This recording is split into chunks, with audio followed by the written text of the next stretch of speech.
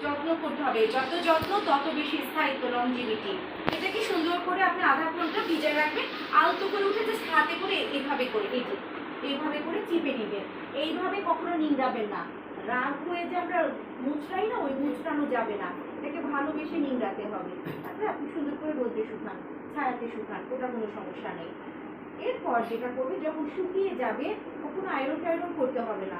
আপনি এখন যেটাই করেন না কেন সেটাকে আগে প্রথম আমরা, যদি আমার এক কালার করতে হয় কোনো বাড়তেও হচ্ছে না, আমি যদি টাই অ্যান্ড ডাই করি, আমার যদি বাড়তে হয় বেঁধে বাটি করতে হয়, এটা আমরা একটা কুর্তি করবো। আমার এখানে 2.5 গজ কাপড় আছে, যারা একটু পাতলা টাইপের তাদের তো 2.5 গজ কাপড়ের কুর্তি হয়ে যায়।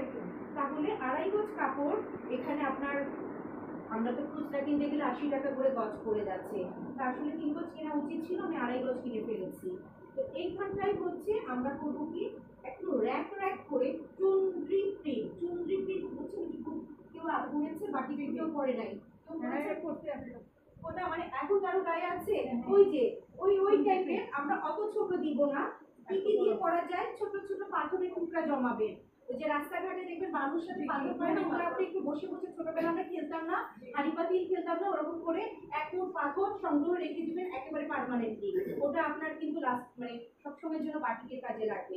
এছাড়া কেউ ছড়ার বাড়ি খেয়েছেন কিনা জানি না, মা বাবার কাছে আমি পালাই গেছি, আমার ওষুধ সকালে পড়ে নাই। এই যে এই ঝাড়ু শলা লাগবে, কিছু নারকেলের গাছের পাতা নিয়ে নিবেন। এটাকে আপনি ভাঙবেন কতটুকু, যতটুকু আপনি ধরে বাঁধতে পারবেন। তাহলে আমার এইটুকু ধরতে লাগছে, তাহলে আমি একটু বেশি করে রাখবো, আমি 1 ইঞ্চি করে বেশি রাখবো। এই সাইজ করে আপনি মানে শলা ভাঙবেন। একজনকে শলা ভাঙার দায়িত্ব দিলাম, এই সাইজ করে ভাঙো, একটা নির্দিষ্ট সাইজে রাখো। আচ্ছা, এটার জন্য সুতা, কোন সুতা আপনি ইউজ করবেন? আমরা যে সেলাই করি না যে সুতাটা, ওই সুতাটাও হবে, বা নাইলনের সুতাটা ওটাও হবে। আবার একটা নাইলনের মধ্যে সুতির মধ্যে আছে না, মানে আপনার ওই সেলাইতে সাদা একটা, হ্যাঁ ওইটার কথা বলছি, ওইটা খুব ভালো, ওইটার মধ্যে রং ঢুকে না, বুঝছেন? নাইলনটা তো অনেক সময় যদি টাইট না হয় রং ঢুকে যায়।